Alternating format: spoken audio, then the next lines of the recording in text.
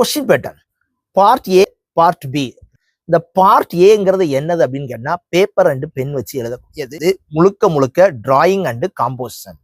மொத்தமே மூணு கொஸ்டின் தான் கேட்பாங்க. இந்த 3 கொஸ்டின்ல மார்க் 25 + 25 + 30 டோட்டலா 80 மார்க்ஸ்க்கு என்ன செய்யும்னு கேட்டீங்கன்னா பார்ட் ஏ நடக்கும். இது ஒரு 90 மினிட்ஸ் நடக்கும்.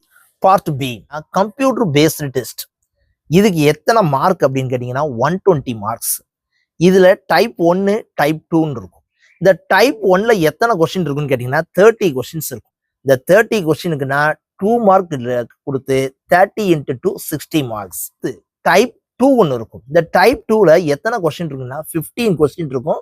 15 × 4 60 மார்க்ஸ். அப்புறம் என்ன 60 + 60 120. பார்ட் ஏல ஒரு 80 மார்க்ஸ் எடுத்திருப்பேன். பார்ட் பில ஒரு 120 மார்க்ஸ் எழுதியிருப்பேன். ஸோ டோட்டலா 120 + ஒரு 80 எவ்வளவுன்னு கேட்டீங்கன்னா 200 மார்க்ஸ்.